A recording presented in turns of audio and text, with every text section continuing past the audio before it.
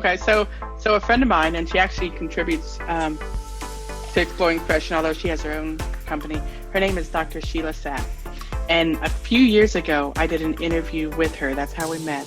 And she has been in the public school system in different facets for over 40 years.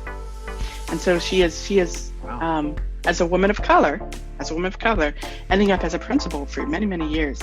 And she has this viewpoint of this evolution of education that she shared with me as we spoke, that, you know, and I'll just mention one of the things that she told me real quick that was really profound to me, is because I asked her what the biggest change that she's seeing because we talked about kind of the, not degradation. Heroes are an inspiring group of people. Every one of them, from the larger-than-life comic book heroes you see on the big silver screen, to everyday heroes that let us live the privileged lives we do. Every hero has a story to tell. From the doctor saving lives at your local hospital, to the war veteran down the street who risked his life for our freedom, to the police officers and the firefighters who risk their safety to ensure ours. Every hero is special and every story worth telling. But there is one class of heroes that I think is often ignored: the entrepreneur, the creator, the producer. The ones who look at the problems in this world and think to themselves, you know what, I can fix that. I can help people. I can make a difference. Then they go out and do exactly that by creating a new product or introducing a new service. Some go on to change the world. Others make a world of difference to their customers. Welcome to The Hero Show. Join us as we pull back the masks on the world's finest heropreneurs and learn the secrets to their powers, their success, and their influence, so you can use those secrets to attract more sales, make more money, and experience more freedom in your business. I'm your host, Richard Matthews, and we are on in 3, 2, 1. Hello and welcome back to The Hero Show. My name is Richard Matthews, and today I have live on the line Brandy Champeau. Brandy, are you there? Yes, hi, how are you? Awesome. So glad to have you, Brandy. Brandy said she's joining us from Georgia, and from those of you who've been following along with our travels, we are, of course, still stuck in Florida because of our nice COVID crisis. How you guys been doing up there with the whole crisis there in South Georgia? Well, I'm glad I'm where I'm at. It's not near as bad as in places like Atlanta or Savannah. So it's still bad everywhere. We just stay in our house. Yeah, that seems to be the story of everyone's life right now. So what I want to do real quick is just do a brief introduction so people who don't know who you are in our audience might get a chance to know you. So Brandy is the founder of Exploring Expression. And what you do is you help parents, caregivers, and educators of K-12 students become the very best expression of themselves so they can make learning fun, easy, and natural, not just for their children, but for themselves as well. So you're a speaker, an author, and a curriculum developer. Is that right? Yes, yes. Awesome. So to start us off for the interview, why don't you tell us a little bit about what you're known for, right? What's your business like? What do you actually sell? And who do you sell it to? Well, my business started with children's books.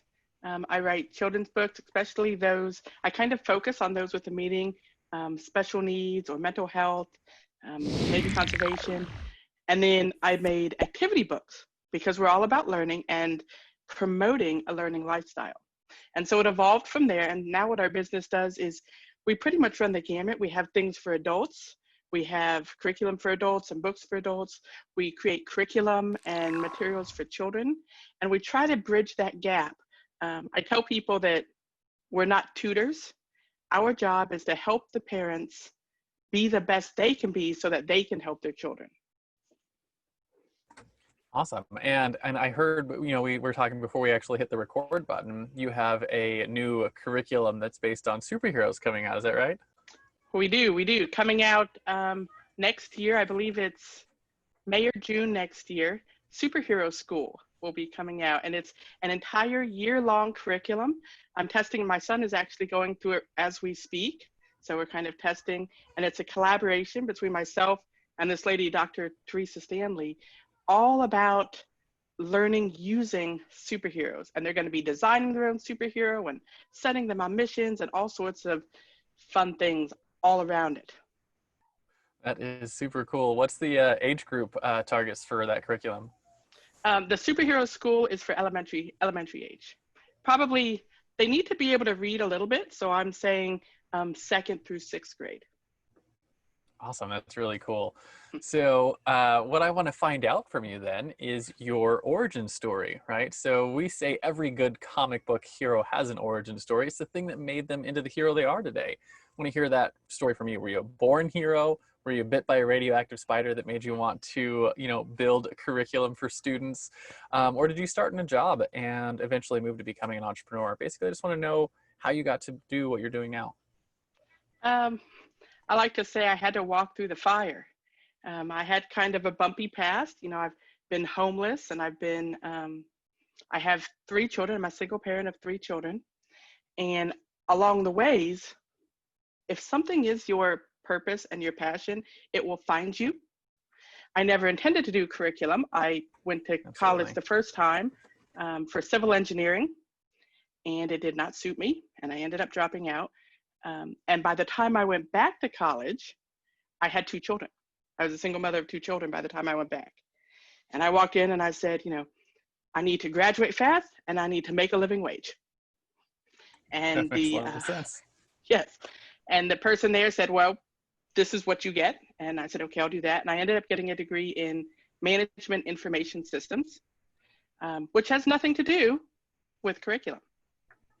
However, my very first job out of college was developing curriculum for AWACS crew members for Boeing. And that's awesome. Right? And about the same time, so my older son is autistic and was born deaf and had a whole bunch of problems and could not function well in a traditional learning environment.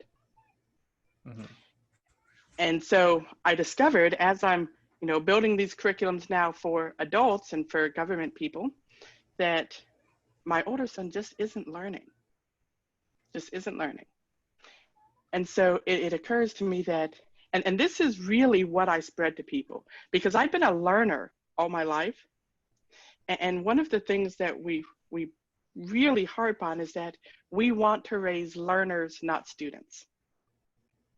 Yeah. And in this beginning period, I realized that as a student, my son was faltering. He was not being successful. And so I had to say, okay, how can I help him be a learner? And it kind of started from there. It started from me trying to help my special needs son. And then because, my daughter, I talk a lot about homeschooling, but my daughter graduated from public school and did great. And it was great for her, but it's not right for every child.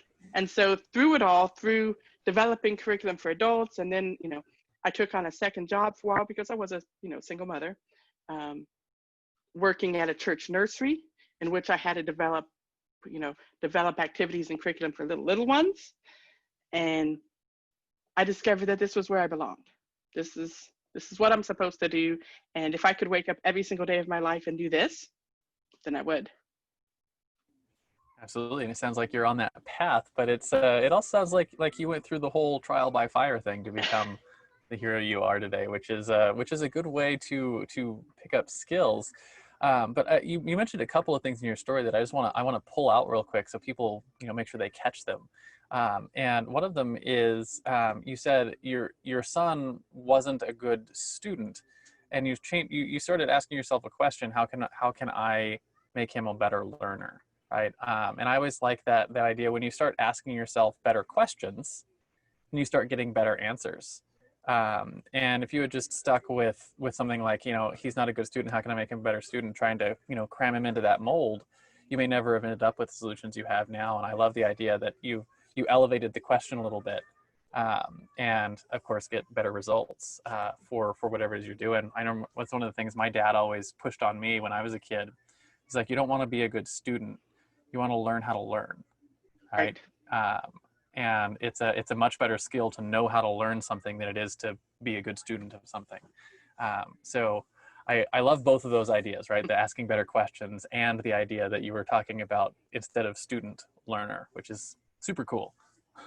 Well, it's the difference between somebody who waits for knowledge and somebody who seeks it, and that's the exploring part of exploring expression, is the idea that we are seeking these opportunities to learn, teach, grow, and share, as opposed to just sitting and waiting for them to be fed to us. Because when someone's feeding you things, it may not be, it may not be in a way you can ingest it. Yeah. or it may not be something that's healthy for you even, right? It could be Right. it could be poison. Uh, Yes. it's one of the things that I've always not always, just in the last couple of years I've started working on integrating in my own life, is like you need to exercise that learning muscle, right? And you know, there's always stuff to do for your business and grow and learn there, but I realized like I need to sometimes decompress and pull myself out of doing work. And I don't like to just sit and, you know, do nothing or sit and relax or sit and watch TV or things like that, because I feel like it shuts my brain off.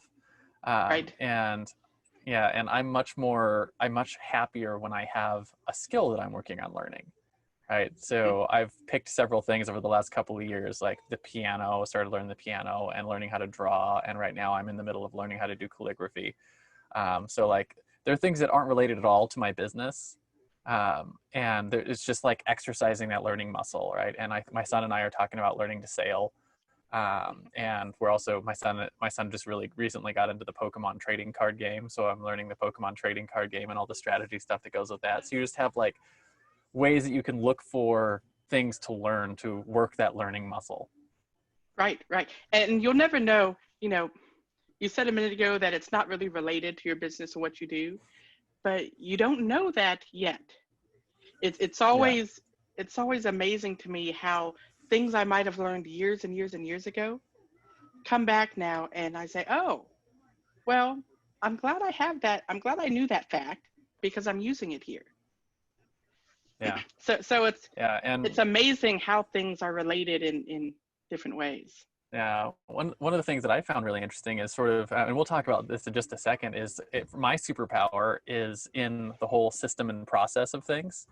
And what I found really interesting is as you learn new skills, um, being able to see the systems behind Hmm. playing the piano or the systems behind drawing helps me be able to see the systems in my business better, right? So it does actually have a positive impact on my business, which is really cool.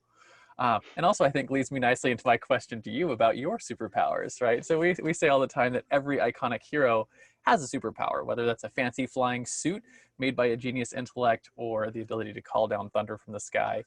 In the real world, heroes have what I call a zone of genius, right? It's a skill or a set of skills that either you were born with or you developed over a set of over time that really energize everything else that you do. And it really sets you apart and helps you help your people slay their villains and get better results in their life, right? So what do you think your superpower is with that sort of framing? I am I'm extremely creative. I'm very, very creative. Um, in fact, you know, a previous supervisor of mine called it an idea later, not to be confused with idolater, but an idea later, because I have tons of ideas all of the time and I'm able to see connections. You know, I'm able to see a pack of Go Fish cards and say, okay, well, we're going to use this to learn Spanish today. In fact, that's what the kids and I are doing the last week is we play Go Fish and we have to ask and answer in Spanish because we decide we're going to learn Spanish this year. But these ideas come to me constantly, more ideas than I can use. And so I think if I had a superpower, it's the I never run out of ideas for how to learn things or how to phrase things. Yeah, I have a name for that skill. I call it ideation, which is something a doctor friend of mine was telling me about. And he talks to entrepreneurs a lot about optimizing their health and having the health be a foundation of your ability to ideate, right? To be able to come up with Mm-hmm. fresh, new, creative ideas. So, anyways, it's interesting to hear that come out as a superpower, that your ability to ideate and come up with cool ideas on how to accomplish things. It's something that I don't see a lot of people hold up as like, hey, this is the thing I'm best at. A lot of people struggle and say, particularly creative people, um, don't hold up their creativity as something that is a superpower for them. Like my wife, for instance, is super creative, same kind of thing. She's developed her curriculum for our kids and she does 3D cakes and all sorts of other cool stuff. But she always it's like, oh, my ideas aren't that great, I'm not that great of a creator, and those kind of things. I'm like, oh, you just need to stop. Like, you have that superpower. So it's cool to hear you say, hey, and own that and be like, hey, this is the thing I'm really good at, is I'm good at the ideation and the creation process. So that's cool. Well, and I think as an entrepreneur, every entrepreneur has to have that in some ways, because you Yeah. can't start a business without an idea. Um, I like to say I take it to an art form. Absolutely, and especially when you're selling things like curriculum is like this weird mixture of science and art, where you have to get through the science of like learning a thing, but you have to do it in a way that actually engages the child and gets them to, spark their imagination and actually Right. engage with the thing. And there's a whole art to that you can't just say, hey, here's your numbers, learn them. Right. But you have to come up with creative ways to get them to engage, and digest and learn and actually like love that process. Because if they don't love the process, you can destroy them. You're going to lose them. Yeah. And then I find it starts, that's why we say we focus on the parents, because a lot of times it starts with the parents. I can create all the curriculum and all the wonderful learning tools in the world, but if as a parent you think learning is hard or boring, your child is going to think it's hard or boring. And that's the first thing I tell people, because we also do coaching and consultations. And that's the first thing I tell people in our consultation is, if you want to raise a learner, they have to see you being a learner first. Yeah. We have an interesting thing going on in our family right now. My second daughter, who I love to pieces, is she is struggling with not struggling with like anything in school. She's struggling with the whole attitude problem of like something is hard and therefore she doesn't like doing it because she might get something wrong. And like, which is funny because like we are constantly telling her and her older siblings and her younger siblings that like failure is part of the process, and we love that, and we celebrate that, and we celebrate failures, and we celebrate learning new things and losing in the game that you're playing and the things that you learn. But anyways, like I haven't been able to quite get that across for her, and it's an interesting thing to like figure out how you get people to love the process of learning and realizing that learning isn't always getting 100% right on everything. I finally got it to click for my older son a couple of weeks ago with that whole Pokemon game thing, where he, I don't go easy on him for playing the game, and he finally beat me. And he was all excited, and he was like, yes, I won, I beat you. And then, we always do a debrief after we play the game because it's a strategy game. I'm like, so where did it go wrong and where did it go right, and these kind of things. And we got to the end of the game that he won, and I was like, and what did you learn from that? And he was like, I didn't really learn anything. Like everything went right. And I was like, exactly. And he was like, and you could see the light go off. He's like, that's what you've been telling me this whole time, that I learn more from mistakes. And now he gets all excited when things don't go right, because he's like, I can do that debrief at the end and figure out how to make it better. So anyways, it's interesting to, as a parent, trying to figure out, like, I can see already, like, if I wasn't actively pushing them to be excited about the process of learning, that they wouldn't have the internal motivation to do it themselves, right? It has to come from you. Right. You have to be excited for them until their excitement kicks in, and it will eventually. I mean, if you do it enough, it will. It does eventually. If you do it enough, right? Like, and it was interesting because, like, we did the same thing. My son went through that same process from like 5 years old till about 10, where you have to push really hard to get him, and then it finally like clicks, and he's like, oh, I get all these things that you've been telling me, and so now he's excited about that process. He's like, I want to learn this thing and that thing, and like he's ready to dive in and scrape his knees and learn stuff. It does happen eventually, and then you end up with people like me, I guess, because my dad did the same thing. Yeah. Well, and it gives them the idea that the world is interesting. That the world is interesting, and so we need to learn everything about it. And that's why. Yeah. One of our early products, I have a book that we sell called 100 Things I Didn't Know Before. And it's a learning journal. And what it is each day, the child or adult or whoever's using it writes about one thing they learned that day, every day for 100 days. And this came about because my older son really struggled because he didn't think he was learning anything. he's got some learning disabilities, and everything came so hard and so hard. And he's like, I don't know why I'm doing it. I'm not learning anything. And so we started doing this, every day. What did you learn today? What did you learn today? And at the end of 100 days, you can look back and he's like, wow, look what I did. Look what I learned that I didn't know before. That's awesome. Yeah, I could see that being really beneficial for my daughter, right? Because she, I mentioned, her struggle mostly is with reading, right? And she reads great. Like, she's gotten to the point where she's reading at a second grade reading level, but like, it really bothers her when she runs into words that she can't read yet, that are like third and fourth grade reading level stuff.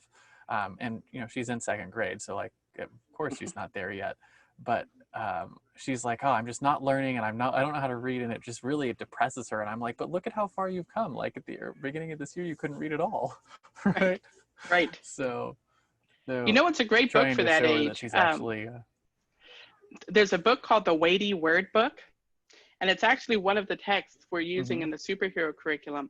And it's I can't remember exactly who wrote it, but we're building this whole worksheets with it. And it's a book from A to Z of these hard, complicated words and these little stories that go along with each one. Because, my younger son does the same thing. He's like, I always run into these words that I can't read or I can't do. And he has a tendency to just skip over them. And so we've been going through this book, this weighty word book. And each time we learn, I'm like, look at this crazy hard word now.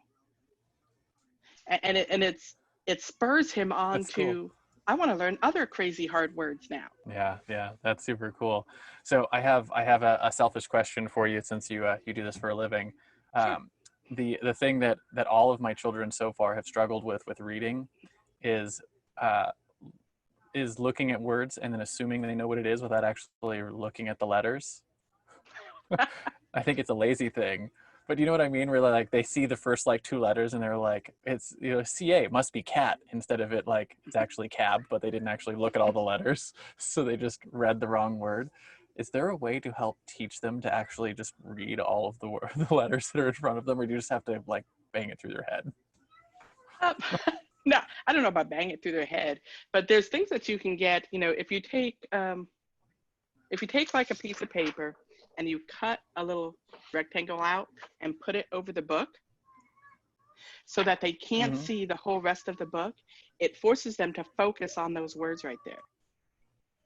And it helps with some of that. Okay. Also, make sure that you're having genius. So they're...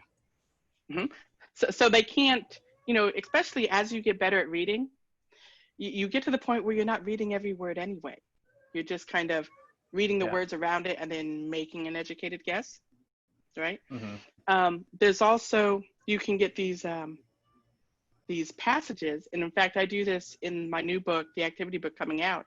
I have these passages and I remove some of the words. And so they'll be reading the passage, and it's the same passage from the book.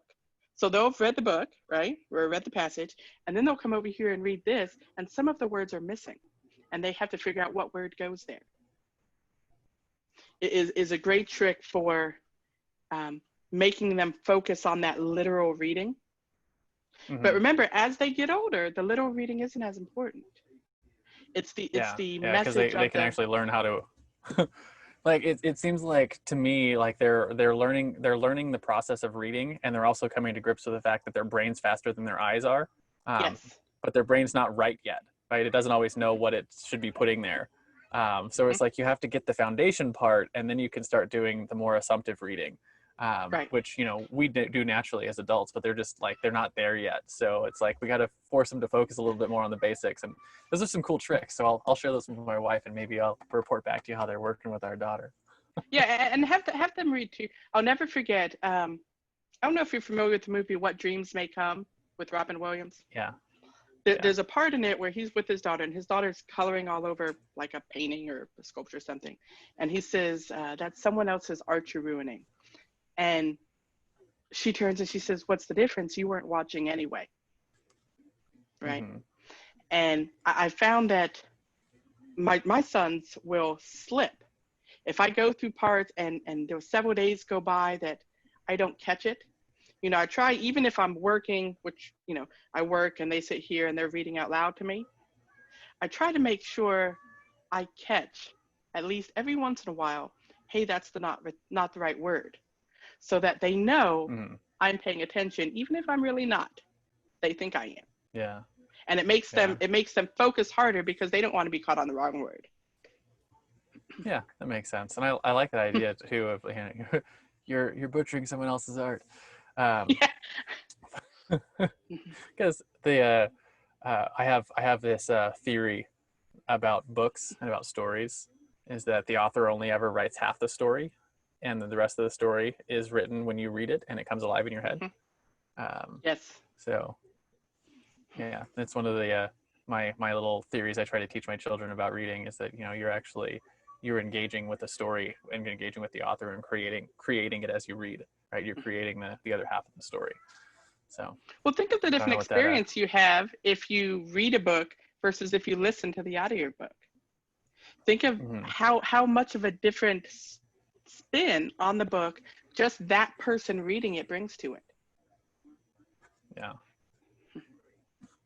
My kids are sort of obsessed with reading books, and my cat just came under my desk and is making weird faces. Hopefully he's feeling all right.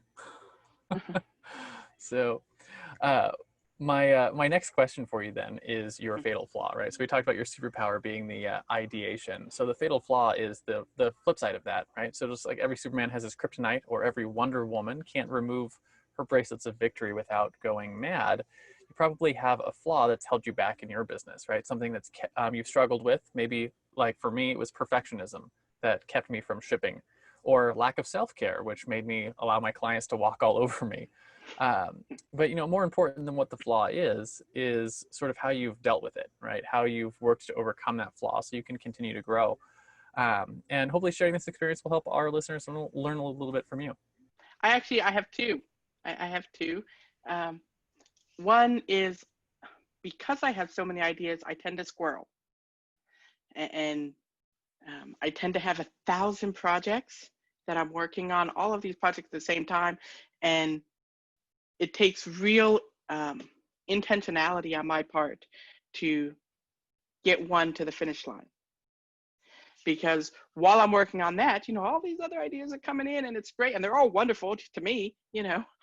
And so I'm having to, I'm having to intentionally stop and think about this as a business. You know, when it's your passion, it's hard to think about it as a business. And, you know, that's something I've struggled with all along, is that, oh yeah, this is a business. I have to do all this business stuff first, and then I can create. And I think the other one has to be social media.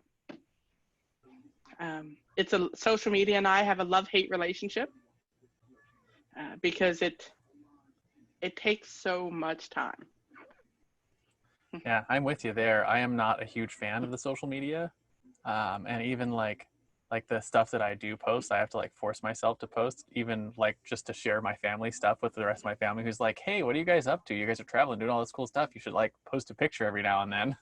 And so I have a hard time doing it in my personal life, and an even harder time doing it in my business, which is why I set up our, the sponsor for this show is my business Push Button Podcasts, which does all of the social media stuff through a podcast for me, because I know I'm not going to do it myself.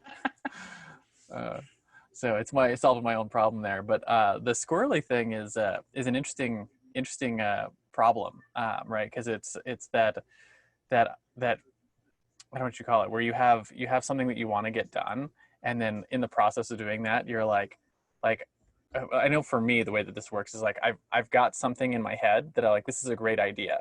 And like you think through it and you work through it and you get all the creative parts done, and then you have the last bit, which is like finishing it, right? But finishing it is just minutia, right? Like you've already solved in your head the creative problem, and now it's boring because you got a new idea that you haven't done all the creative thinking part, and you want to switch over to that because that's more entertaining, right? The ideation process and like figuring out and doing the creative part. Like I'm doing that right now. I've got a series of videos that I'm working on, And the part that I really love doing about the videos is doing all the outlining and the thinking and putting the linguistic stuff together and all the language patterns that for how I'm going to teach it. And now that I've got all that done, I just have to record it, right? But recording, it's boring and no fun. And I want to do the next part, the next project. So I totally feel you on that. And my question for you then is how do you deal with that, right? How do you actually work on that kind of a problem so you're making sure that you're actually shipping and getting your products finished? Well, first off, I'm the queen of time management. You can't do what I do without a great, being a single mother with special needs kids and the business, and I also work full time and homeschooling without a grasp of intentional use of every moment of your day. And so I have this calendar, right? I have this calendar that I've put, that's my launch calendar. And so everything that I have in my brain goes onto this launch calendar somewhere. And I've made a rule that I only can launch so many things in each category. So I have like children's books, I have adult books, I have courses, I have curriculum. And each one of those goes into a circle, and each circle gets a launch window. And so the launch window that's next, this is crazy, I know, the launch window that's next becomes hot. And so what I tell myself is every day when I sit down to work on exploring expression, I have to spend 50% of my time on a hot item. And then I can work on all of these other things that are coming out, 2 quarters away or 3 quarters away or whatever they are. But on my weekly to-do list, because, I keep my calendar and I have my weekly to-do list, I have, these are the hot items. Half of my exploring expression time has to be spent on those. And that has to happen before I move into all of these other ideas that are coming along the way. Yeah, so like getting the thing that you need to get done is sort of your reward for that is getting to go work on the creative stuff that you enjoy more, right? Instead of pushing those final things over the finish line. That's a cool idea. I like that. I do something similar. It's not the same on the calendar idea, but just the idea of rewarding yourself for finishing a thing that you need to get done. I always and it's a thing that I do with my wife is we always set up an extra like date night or something that's like, hey, whenever I get this thing finished, or whenever I get it shipped, we're gonna go out to dinner, or we're gonna go see a movie, or we're gonna go do something that's just us. And it's funny. It's like it's a non-business reward that makes me feel good, it makes my wife feel good, and it gives me extra motivation to go and get those things done. But it's just it's a reward system, sort of, my own personal little reward system. Well, you have to have something, you have to have an intentional moment away, because especially when it's something that you love, this business can take over your life very easily because you love doing it. One of the things I do is I start and end every day with silence. I get up and I have a little chair and set up right next to my bed. I get up and I sit and I breathe and I just am in the moment for several moments, and then I start my day. And then at the end of the day, I take that backwards. And the last thing before I go to bed is I sit in the chair and I breathe and I center myself. Because once I hit that ground running, once that time ends, it's, taking off like a jackrabbit. Yeah, you got to get a lot of stuff done. And it's interesting too, because I see the same thing, right? Whenever I sit down to work, sometimes like if you focus still for it, you can get a lot of stuff done very quickly. And you have a lot of energy, and then when you run out of it, you're like, okay, I just need to run out of gas, got to stop and go do something else, right? Let yourself recover from it. So my next question for you then is your common enemy, right? So your common enemy is, every superhero has their arch nemesis, so to speak. It's the thing they constantly have to fight against in their world. So in the world of business, it takes on many forms, but generally speaking, we put it in the context of your clients, right? The people who are buying and using your products or services. And it's a mindset or a flaw that you're constantly having to fight to overcome so that your people, your clients, can get better, cheaper, faster, or a higher degree of results. So for your business, what do you think is one of the main mindsets or flaws that you constantly sort of have to struggle with, that if you had a magic wand, you could just bop your clients on the head and remove it? What would that be? So many people think that they can't, that they that they don't have the ability to teach their children. They either think they don't know enough, or they don't have the time, or they don't have the ability. And we try to tell them that you've been doing it all along. So many people come to me and they're like, I don't know how we could teach this or teach that, or how to do this, or how I would find the time, or how do I teach something I don't know? That's, we get that question so many times. How do I teach something I don't know? And if I could just wave a magic wand and get my clients to understand that if your child can use the bathroom on their own, if your child can dress themselves, if your child can feed themselves, that means you already know how to teach them, because they didn't just pick that up on their own. Absolutely. Yeah. And I always love that, how do you teach something you don't know? And it's one of the things that I think my wife is kind of brilliant at, because she handles all of the teaching for our kids. And she runs in that, like, how do I teach something that I don't know? Right. And so, like, my son's getting some science stuff that's bigger and more interesting. And it's funny because they'll sit down and go through the lessons together. Right. Right. For the curriculum. And, she learns it with him. Right. And helps him understand things that he can't understand on his own. Right. Because she's got the, that higher, older perspective on the same content. So it's sometimes the best teaching is learning with, Yes. or learning alongside of. And I think more parents would be apt to teach their children if they learned that. Right. When you're an entrepreneur, and when you're a mompreneur even, you learn how to work and homeschool, work and parent. And that's one of the things when a lot of people are like, how do you find the time? It's that here's my desk, there's my son's desk. I work while they work. I mean, it's, you learn how to figure it out. And if you want it enough, if it's important, you'll figure it out. Absolutely. I completely agree with that. We do the same thing here in this family. So it's a super true. And, if I had to wait until my house was silent in order to get any work done, I don't think I would ever get anything done ever. So one of these days I'm going to buy a house and soundproof my office, but we're just not there yet. And they'll just come in. They'll just knock and come in and say, why didn't you hear us calling you? Yeah. Stick their fingers under the door.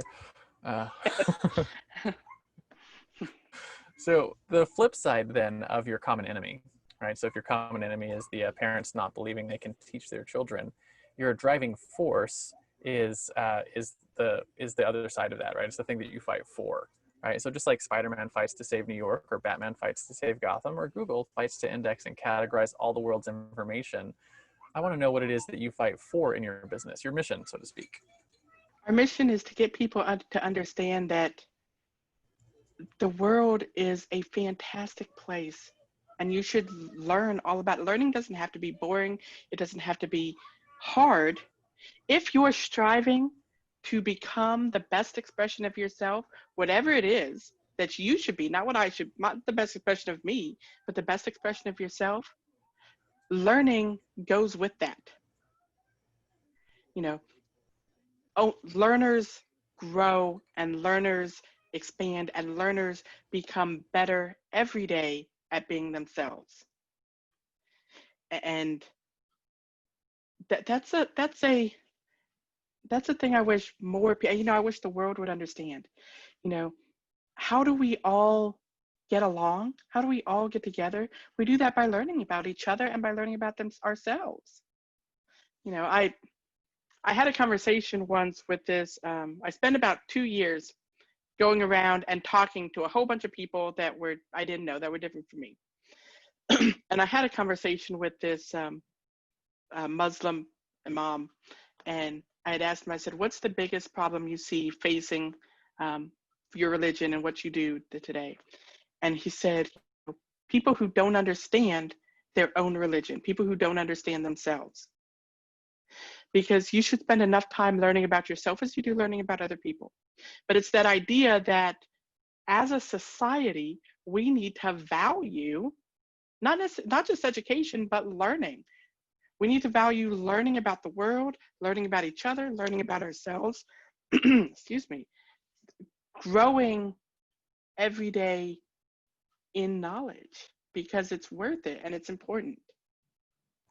Yeah, I completely agree. One of the little metaphors I always use in my family is that you don't want to be the ripened fruit, right? Because the fruit who's finished ripening is the one that rots and falls off the vine. Right? You always want to be growing and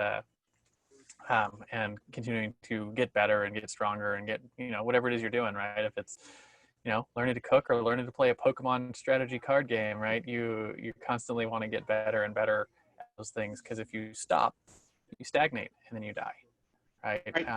Right. And that's not the way you want to live your life, especially with your mind, right? Which is the it runs everything.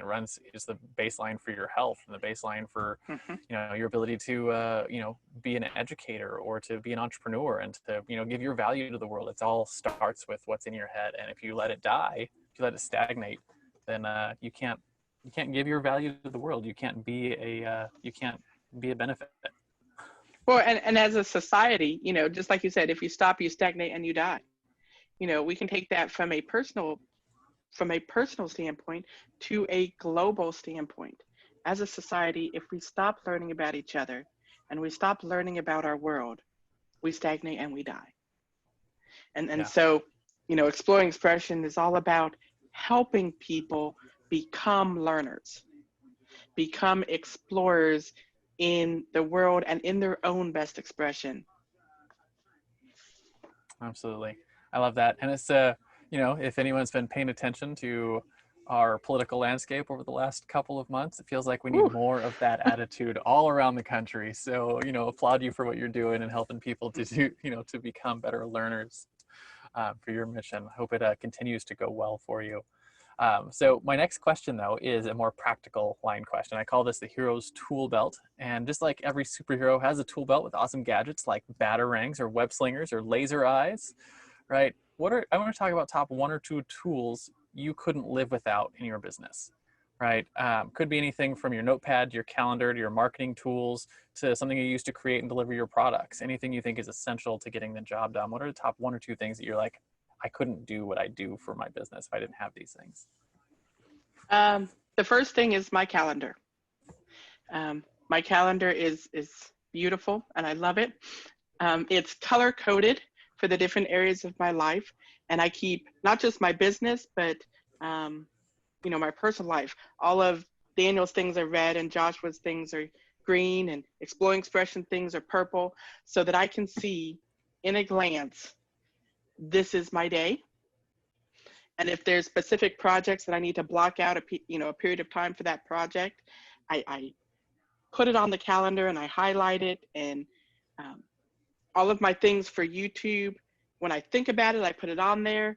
And when I record it, I change the color. And when I schedule it, I change it to a different thing. I mean, it's beautiful. And it keeps me on the straight and narrow. So, and then I think my second best tool that has been my friend throughout the whole time is Microsoft Office. I think in Excel and PowerPoint. I have a single Excel file that I call my budget file, but it has schedules, it has budgets, it has Christmas lists, it has a spreadsheet snapshot of my life going back years and years and years and years. In fact, cool.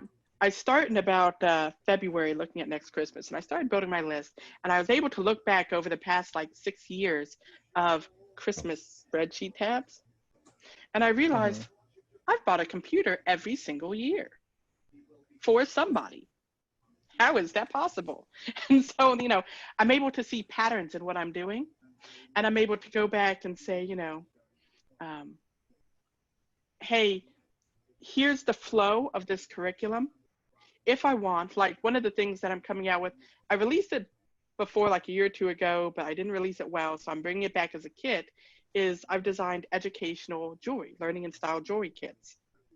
And I'm able to go back and remember, oh, here's where I designed that back in 2017. Here's where it fits. Here's where that idea was. And then I have it indexed to a PowerPoint file, where on the PowerPoint file, I pull in like pictures that I get off of Google or notes or any of these things. All of my children's books are outlined in PowerPoint first, because I'm very visual. And if I write it on a piece of paper, I'll lose it. I'm not gonna lie. Yeah. It'll, or somebody will turn it into a paper airplane, or who knows what will happen to it. And so I use PowerPoint and I use Excel as my mental journal.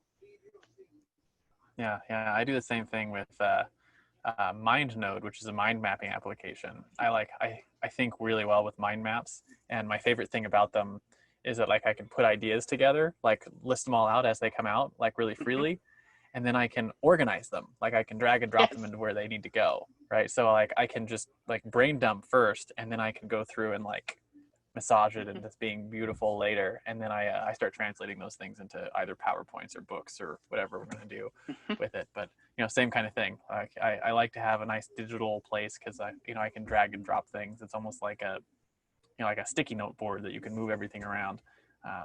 But you know, if they were sticky notes, same thing. They would all get turned into paper airplanes or burned in science experiments without my knowledge. So. Yes. Yes.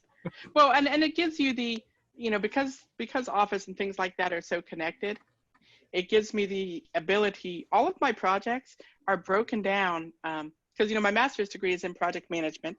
Once I realized that this was where I was going, are broken down into individual baby steps. You know, all of my books, I have exactly what process that is. I have exactly what steps I need to take, so that when I have a new idea, I can go back and I can say, okay, I have a PowerPoint smart image flowchart of this type of product. Let me go pull that and stick it over here to give me a starting place. You know, it's allowed me to compartmentalize all the ideas coming in, and so that I can put them on a chart. I can say, okay, here's where they go on my calendar. Here's the spreadsheet where I start to work it out. Here's the creative PowerPoint where I'm dumping all the images and the worksheets, you know, creating all the worksheets and things like that, so that none of them get lost. You know, how many ideas have you had that you didn't write down or put down, and those might have been the next best thing, you know? Yeah, I've taken to I keep my phone next to my bed at night. I think most people do, right? You plug it in, but I always have like the notepad thing open, because I always feel like I have the best ideas right before I fall asleep. And if I don't write them down, I won't be able to sleep, because I'll be like, I have to hold this in my head until morning. And then I don't sleep. And what's funny is, you know, once you've hit that like brain meltdown point of the night, where you're like too tired to have good ideas anyways, I find that like 90% of the things that I write down in the middle of the night they're just crap. And you wake up in the morning, you're like, what was I even thinking? Was I high? Right? But every once in a while there's gold in there. And I know it helps me sleep better if I just write them down and make sure that I have them out of my head and onto a piece of paper, or, you know, in my case, a digital piece of paper. But it's super cool. Yeah, and, you know, I text my business partner. You text them, like, here's the idea. Like, I'm telling you this now. And that's what I do. I have my business partner she's the business behind Exploring Expression, because, you know, it was clear to me pretty quick that there are things that I'm good at and there are things that I'm not. And the accounting business piece of it was a big knot. So I took on a partner, and I'll do that. I'll wake up in the night and I'll text her, you know, remind me to tell you about this idea I had about this one thing. Nice. That's a good idea. And the other thing that you mentioned was your calendar. And I just wanted to point this out to you in case you didn't know, right? We're on 120 episodes or so for this show. And probably 80% of the people we have on the show, when I ask them to talk about their tool, they mention their calendar, as it being one of the most vital things in an entrepreneur's life. And I never would have guessed that, right? Because I kid you not even less than 2 years ago, I got into a sort of argument with my stepdad, because I was like, you know, I live and die by my calendar. And he was like, well, that's dumb. like who lives and dies by their calendar. And I was like, well, literally every entrepreneur I know lives and dies by their calendar. And it's like, if it's not on the calendar, it doesn't exist. Right. And like Yes. my family and my wife and I are like, we're down to the point where we're like, I've got a calendar and my wife has a calendar and we have a family calendar. And my wife knows, like, if she wants to do something with me, right, if it doesn't get put on the family calendar, like it doesn't always happen, because Hmm. like I've got stuff going on with business and I drop things on the calendar all the time. And if it's on the calendar, I always, like, all of my systems check, like they check for busy times, they check for other stuff. So like the calendar is everything. And like, I don't know what would happen if I lost access to all of my digital calendar stuff. I mean, luckily it's like backed up on every device there ever was, but yeah, the calendar is genius. So my other question for you is, you mentioned your calendar. Are you a digital calendar or a physical calendar kind of gal? Um, I have both. I have the Exploring Expression calendar that's shared with my business partner that we put all of our business on. That's a Google Calendar. It's a digital. Then I have my personal Google Calendar that goes on my phone that's got Exploring Expression stuff plus all my family stuff. And then I have a big wall calendar at our so in our house we have a like a almost like a Grand Central Station spot where we have the Yeah. learning calendar on the bottom and then we have the big family wall calendar on the top. That once a month I transfer everything from my digital calendar to the wall calendar so that it's every time anybody passes it, they can glance. And it's color coded as well because, like, my younger son does competitive dance. So he takes 8 to 12 hours of dance a week. And Wow. both of the boys are doing karate. So we have, you know, 3 days for Josh and 2 days for Dana of karate on top of 4 days for dance, on top of everything else that you have to get in. And, they do some like Zoom classes and some other things. So they have to be able to check the calendar. They have to be able to know, okay, this is when this happens. And when I'm scheduling out what they're going to do for their homeschool that day, I have to know what's on my calendar that I can put on their calendar. So they have a little desk calendar and we have a wall calendar and I have digital.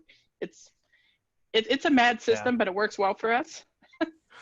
Yeah, we got the same thing going on. My wife is a physical calendar kind of person. Like she can't handle the digital calendar. She can't stand it. She doesn't like the digital calendar at all. She's got one of those cool bullet journals, and like at the beginning of every week she sits down and makes it all pretty and beautiful and has all this like fancy colors and stickers and other things on it. And she has the kids homeschool stuff on it, all broken out by category and all these things. And it's super cool. But like I can't handle a physical calendar because like once the way that I deal with paper things is like it's out of my head, it's on the paper, and then it's just gone, right? Like it no longer exists in my universe. So I've completely forgotten it. So she does the same thing where she takes my calendar that's on the digital stuff and she'll transfer the stuff that she needs onto her physical calendar. So I always just find it interesting to see like where people fall on that, like that physical to digital scale for being able to work with their calendaring stuff. And it's interesting. It's like, it seems to be like it's a 50-50 kind of thing. I wonder if it's just a personality trait or what it is, but everyone seems to have their own, like, I can only work on the physical calendar. I can only work on the digital calendar. Well, and I think, I've never been one to be able to use like the calendar journal type of things because I'll lose it. Mm-hmm. I have so many. That's why I don't keep notes. I have a little book around here that I jot notes in when I'm in a meeting, but those immediately get transferred to an electronic format because I'll never see it again. And so the Yeah, one yeah. physical calendar we do have has to be on the wall so that somebody doesn't walk away Can't get with it. lost. Yes. Yeah. My problem with writing notes is if I've written the note, I then cannot go back and read the note. So I have to do them in digital form so I can read it later. I have to try really hard. Like that's what I said. I mentioned I'm working on calligraphy, and I can make my handwriting really nice, but it takes a lot of time, which is not conducive for note taking. So, Mm-hmm. but I can type like 100 words a minute, so I can type faster than the person can talk generally. Speaking of heroic tools, I want to take a few minutes to tell you about a tool we built that powers the Hero Show and is now this show's primary sponsor. Hey there, fellow podcaster. Having a weekly audio and video show on all the major online networks that builds your brand, creates fame, and drives sales for your business doesn't have to be hard. I know it feels that way because you've tried managing your show internally and realize how resource intensive it can be. You felt the pain of pouring 8 to 10 hours of work into just getting 1 hour of content published and promoted all over the place. You see the drain on your resources, but you do it anyways because you know how powerful it is. Heck, you've probably even tried some of those automated solutions and ended up with stuff that makes your brand look cheesy and cheap. That's not helping grow your business. Don't give up though. The struggle ends now. Introducing Push Button Podcasts, a done-for-you service that will help you get your show out every single week without you lifting a finger after you've pushed that stop record button. We handle everything else: uploading, editing, transcribing, writing, research, graphics, publication, and promotion, all done by real humans who know, understand, and care about your brand almost as much as you do. Empowered by our own proprietary technology, our team will let you get back to doing what you love while we handle the rest. Check us out at pushbuttonpodcast.com/hero for 10% off the lifetime of your service with us and see the power of having an audio and video podcast growing and driving micro celebrity status and business in your niche without you having to lift more than a finger to push that stop record button. Again, that's pushbuttonpodcast.com/hero. See you there. You're listening to The Hero Show, unlocking the power of influence and success. So my next question for you is about your own personal heroes. All right, so every hero has their mentors. Frodo had Gandalf, Luke had Obi-Wan, Robert Kiyosaki had his rich dad, and Spider-Man, of course, had his Uncle Ben. Who were some of your heroes? Were they real-life mentors, speakers or authors, maybe peers who were a couple of years ahead of you? And how important were they to what you've accomplished so far in your business? Well, I think my biggest hero has to be my grandfather. He turned 100 years old this year. And That's awesome. He was in World War II, and he was a prison guard for a long time. And he really kind of lived a hard life. But every time growing up, now I was a military family, so I didn't see him that often. But whenever I did, he was always okay with the world. And in a life that was hard, he always had the time to sit down and listen to you, whatever he was doing. And he was always content with the world. And it's a outlook on life that it took me a really long time to get to. The idea that, almost an Anne Frank outlook. In spite of everything, the world's still good, and it's still a good place to be. Yeah.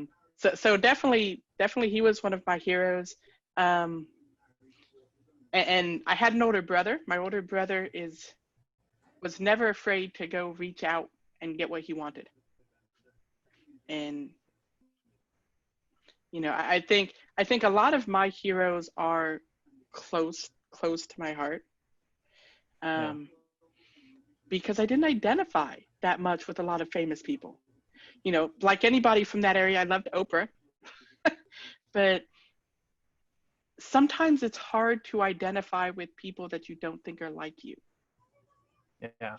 And growing up and in my, I guess, younger adulthood, I had so many hurdles and so many things that I was going through that it was hard to look at famous people and say, okay, I could be you.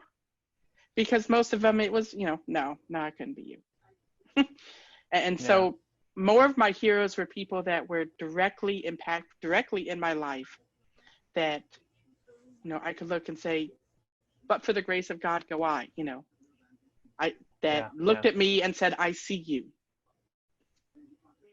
It's interesting to me how often that's the way that question is also answered, where it's mom or it's dad or it's uncle or it's a teacher that really made the difference in someone's life to put them on the right track or put them on, where they're going now. And to me, it's always been a fascinating question to ask because it always reminds me that, for me, like one of the mental games I play with myself, I guess that's the right way to say this, is my kids are going to have heroes, right? And Mm-hmm. if I'm not worthy, it's not going to be me, Right. right? It's going to be somebody. Mm-hmm. It's going to be somebody. Someone's going to be there, and someone's going to listen to them, and someone's going to acknowledge them and give them what they need when they need it. And I want to be the kind of person who's worthy of being their hero in anything that I'm doing, right? So that I'm living my life that way, living my life thinking about how can I be the kind of person that they look up to, and the kind of person who, when they have a struggle, they're going to come and ask, and the kind of person who, when they get asked in 20 years, who was your hero, they say, it was my dad, right? My dad taught Yeah. me how to do all the things I need to know how to do, right? Anyways, that's just, it's one of the things why I asked that question, because it fascinates me to find out how many other people have that same sort of experience and that same sort of like thought process around, impacting others. Well, somebody's going to impact your child. Somebody's, I told my daughter all the time, and I'm so glad that now she's getting ready to turn 20. She's turning 20 here in a couple of days. And she comes and she calls and she talks to me about anything. And that's a relationship that I value so much, because so many people don't have that. So many people, growing up and through all the mistakes, she's probably the one of all of my children who has lived through the mistakes I was making. I tell people all the time, I had to walk through fire to get here. Well, there were a lot of mistakes along the way. And even more so than the boys, Samantha had to live through that. And for us to have this relationship now, one of the things I instilled upon her is that you can tell me anything. I'll probably judge, but then we'll get through it together. This reminds me of something my stepdad used to tell me when we went out like hiking and doing other things, and he'd be like, if you fall off the log, I'll laugh first, but then I'll help you out. I love that. I love that the idea that relationships are such an important part of how we grow and how we build each other up. So I always it's a constant reminder that, hey, you have the choice you have is to be the kind of person who's worthy of being a hero in someone else's life, the way that you act, the way that you live, or to not be that way. And I always, my encouragement is to always choose to act like a hero, right? Act like someone who's worthy of having that kind of, so someone look up to you. Well, So, and if you want, if you want to be able to teach your children, they have to look upon you as somebody that's trustworthy. Yeah, as absolutely. a parent, if you want to raise a learner and teach your children, they have to look at you as somebody who can help them find the answers. Yeah, absolutely. Got to be, and sometimes that means I don't know the answer. Let's look them up together. Let's figure it out. Yeah. Let's show them how it's done, right? Show them how you learn. What did we do before Google and Alexa? We used encyclopedias. It was torture. Yes. My dad used to make me do it. Encyclopedias and dictionaries. So I want to talk a little bit about your guiding principles, right? So one of the things that makes heroes heroic is that they live by a code. For instance, Batman never kills his enemies. He brings them to Arkham Asylum, right? So as we wrap up the interview, I'm going to talk about top 1 or maybe 2 principles that you use regularly in your life. Maybe a principle you wish you had known when you first started out on your own hero's journey. Okay, one of my very top ones is I love people where they're at. Love people where they're at, not where you want them to be. And that's allowed me to, I'm surrounded by people with mental illness, and the discussion on mental illness is huge, both in my life and in my business. A lot of my books for children are centered around that. And you have to learn when dealing with people with mental illness that sometimes mentally ill people do mentally ill things, right? And so we have to love them for who they are. And even just like me, in my business or with my children or with my parents or with people I meet on the street, it's that let me love you where you're at as opposed to where I wish you were. That way, when you get there, we'll both be overjoyed together. So that's one of the things I try to live my life, and every encounter that I meet with people is I love you for where you're at, and I can't wait to learn something from you. Because everyone you meet every day has something to teach you, and something to teach me that Yeah. I want to learn. So that's one of the guiding principles of my life.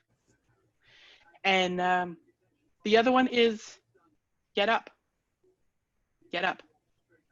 It's the world sometimes is not fair. It's not, and I talk a lot. I talk a lot in several of the speaking that I do. I have this series of things called survival strategies for when life isn't fair, and sometimes it's hard. I've been through tornadoes and domestic abuse and all of these things. That how do I get from here to living your best life? How do the parents and the people that I talk to that are struggling, how do they get from where they're at to their best life? And it all starts with get up. No matter what happens, stand up. Get up, dust yourself off, continue to move. And it's that never give up mentality, right? Because the only way to lose, the only way to truly fail is to give up. Right? Yes. And if you don't ever give up, it's very hard to lose. And I really love the other one you mentioned too, about loving people where they're at instead of where you want them to be. Because what's interesting is, if you want to help them get there, right, wherever you want them to be, you can't do it by hoping that they were there, right? You have to love them where they're at and help them on that journey, right? And you can't help them on the journey if you're wishing they were somewhere else. Right. Because all you're going to do is make them feel judged. And, coming from a place, I tell people a lot, I'm the person that should not have made it. I'm a single African-American mother with 3 children by 3 different fathers. The early days, we were on welfare for many years. Well, not now, but we were then. I should be the failure story. But I'm living my best life because of that, because of that get up, and because there were people in my life that said, I'm going to love you where you're at. Let me give you a hand up. That didn't judge, that didn't count me out, that didn't, and that's what I tell to parents who, they're wanting to teach their children, but they don't think they know how, or they're this or they're that, or they have all of these things, the whole world against them. Most of them are just waiting for somebody to say, I see you, I get it, and trust me, you can get here. Yeah. So one of the things, I have a question I want to ask you, and hopefully it's not too terrible. I don't shy away from politics a lot on this show. So one of the things I want to ask you this, because as a member of the African American community, one of the things that I have always sort of thought is that one of the key elements of helping the African American community is education, right? If we could have more and better education, that school choice, private schools, charter schools, home schools, if there was more choice and there was more ability to educate the community, that it would help raise that community up. And I just wanted to see if I could get your opinion on it, since you are an educator in that space and a member of that community. Absolutely. There should be more and better choices for people of color. There should be. And there's only one way that we're going to get there, there's 2 things. 1, how do we get there? And 2, what do we do until we get there? How do we get there is people have to exercise their rights. That's what makes it a democracy. If you want to make a change, you need to vote for it. If you want to change, you have to vote. If you want, make your voice heard. And so many people say, well, my state always swings this way or swings that way or swings this way. And it's, because if every single person got out and voted and made their voice known, then we would have a truer representation of what this country wants. But right now we're only at a paltry 34%. percentage of people that actually vote. And the second thing is, while you're waiting, while you're waiting for education equality, how are you teaching your children? How are you raising a learner? Because we just got done, learning about George Washington Carver, right? Because we're studying botany, we're learning about George Washington Carver, and the fact that he had so many roadblocks, but he wanted to learn. And if you want to learn, pick up a book, go to the library, read the newspaper. There's a way to learn. Talk to people, find people who know what you want to know and speak to those people. And I say this for both the colored community and the white community, whoever you are, if you're sitting there and waiting for the school system to teach your child, they're going to do, the school system is great and they do the best that they can, but they have thousands of children they care about. You have one. Yeah. Right. Yeah. And that's a lot of times my son's teachers, when, the years they did go to public school, I would hear that a lot. I would hear, Miss Champeau, we have 30 kids in this class. And I'd say, yes, I only care about this one. And so where they fall short, it's up to us as parents to pick up the slack. If your child's not learning math, teach them some math. That's one of the things that I've always been fascinated with the discussion, right? So we don't have that education equality across all cities and across all, genders and ethnicities yet, which means there's going to be different levels of slack for different students. And you as a parent, our job is to pick up that slack. And it may not be fair that you have more slack to pick up than another parent does, but that's part of your job, right? Is you pick up and you take that slack, and you fill in the gaps where you need to. And I love that your business is focused on helping parents do that, right? Because that's what we're here for, right? That's why what we're doing to raise our kids is to find out where the slack is and help pick them up and help them. The greatest thing that we'll ever give this world is raising up our children to be a better generation than we were, right? Right. And think of what our grandparents went through. And I spoke about my grandfather, and I think about what he went through so that I have the choices that I have now, right? So that I'm able to do the things. When my parents got married, so my father's Black and my mother's white. When my parents got married, it was a terrible thing. And my mother's grandparents didn't even speak to them for years and years and years. But they went through this, and they raised us with the idea that learning is something important, right? So how do we now as parents, where we're at, if they could do that with everything that was against them, how do we as parents, where we're at, raise our children so that our grandchildren can have a better life? What choices can we make now in helping our children become learners so that becomes our legacy? Our children and our grandchildren, that's our legacy. Yeah, I love it, right? And I tell people all the time, we stand on the shoulders of giants, right? The people who built this country before us, right? And have taken care of, a lot of problems that, we get to stand and make, we still have our problems, right? We got a new generation of problems to deal with. But if it wasn't for the people who came before us, we'd be in a much different place. So, Yes. It's almost like we owe it to them and owe it them to their sacrifice to pick up our struggles and do what we need to do to make the next generation even better. Yes, to pick up the baton and carry it forward. Absolutely. See, people tell me all the time I should avoid politics on the show. I'm like, I don't think you should. I think we should, the discussions are beautiful when we can have them and have them well. So that is essentially a wrap on our interview.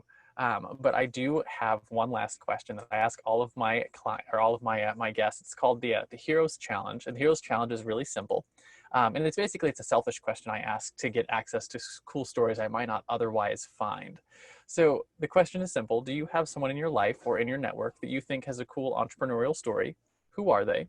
First names are fine. And why do you think they should come share their story on our show?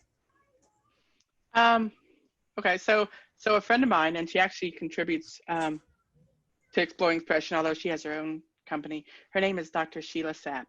And a few years ago, I did an interview with her. That's how we met. And she has been in the public school system in different facets for over 40 years. And so she is Wow. as a woman of color, ending up as a principal for many, many years. And she has this viewpoint of this evolution of education that she shared with me as we spoke, that, and I'll just mention one of the things that she told me real quick that was really profound to me, is because I asked her what the biggest change that she's seeing because we talked about kind of the, not degradation, but the issues that are happening in schools these days, is Yeah. she said that she's finding that more children and parents both no longer have the words. Now we're talking about the vocabulary words to express what they need. And so it's a issue of communication, both with the children and with the parents, that's making it even harder to overcome, because as a society, and think about it in the time of emojis and all that, as a society, we're losing words. And Yeah, that's really fascinating. I say over and over, in fact, one of my giveaways on my website is a book I've done called Power Words, 52 Words to Learn, because words are what connects us. It's what separates us. The ability to speak to each other and to communicate. And the idea that we're losing hundreds and thousands of words a year that are no longer part of our vocabulary, that are important. And every word we lose, we're losing a method of expressing our emotions and of sharing ourselves with other people. So, I mean, that's a talk that Dr. Sapp and I had together, which really is a fascinating subject. And just seeing her describe the evolution of the public school system was really great. That's fascinating. Well, we'll connect afterwards and see if we can get her on the show. But I have this this theory in my head about words that, like, we think in words, right? We think in our head, like you can't think without words, right? And so I've always wondered, like, with my babies as they're growing up, like I have a toddler right now that's just picking up words, and I'm always wondering, like what's going on in her head, because, like, she doesn't have many words yet. And perhaps she has more words than we think, because, you pick up language before you learn to speak language. But at the same time, I'm always like that's why they break down, right? That's why they have tantrums and stuff, is because they can't express what's inside of them, right? Mm-hmm. They can't express their feelings, so they have breakdowns, right? And it almost, you could parallel that, like, to what we're seeing with stuff that's going on globally right now, is you're seeing a lot of people break down, and I wonder if it's the same kind of problem, where you have people who don't know how, or are not, willing in some way to communicate. And it's like we have this breakdown of communication that's happening. So anyways, that's a fascinating story. I'd love to talk with her about it and see her thoughts on it. But like I said, we've sort of wrapped this interview, but I have what I want to do essentially is do our send off, right? And in comic books, there's always, the crowd at the end who's standing cheering for the hero, for saving the day, so to speak. So as we close, what I want to know is, where can people find you if they want your help in the future? Where can they, light up the bat signal and say, "Hey, Brandy, I need you to come help me teach my kids or teach myself." And more importantly than where they can go to find you, is who are the right types of people to say, "Hey, you know what, I really love your help, and I'd really like to, pick up your books or pick up your curriculum." Well, so my website is exploringexpression, all one word.com. And if it's, especially parents with children, I have lots of children's books with activity books and workbooks and full lesson plans that go with them. So really, anybody who has a K-12 student can come and get, novel unit studies and picture books and all of those things. But also, anybody who needs help and guidance getting to their best expression. If that's, "Hey, I need help. I have an idea for a picture book or an idea for a book, and I need help figuring out how to self-publish it," several of my clients, I'm coaching through that process.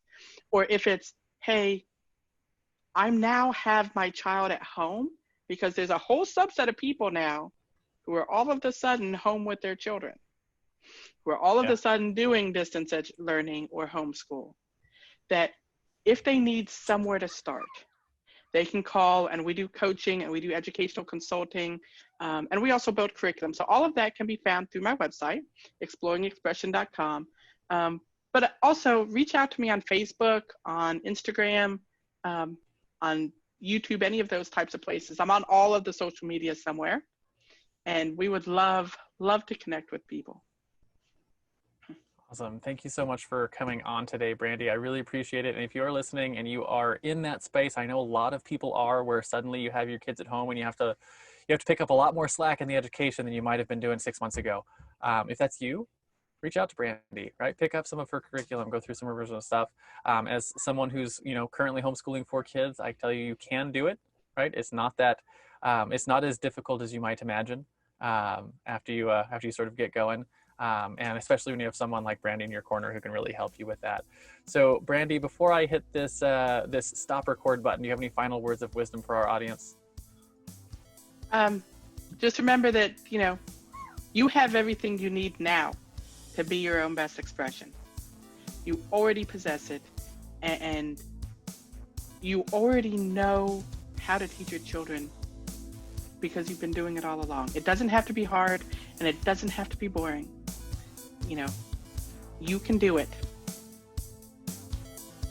I completely agree. And Brandy, thank you so much for coming on the show. It's been a pleasure.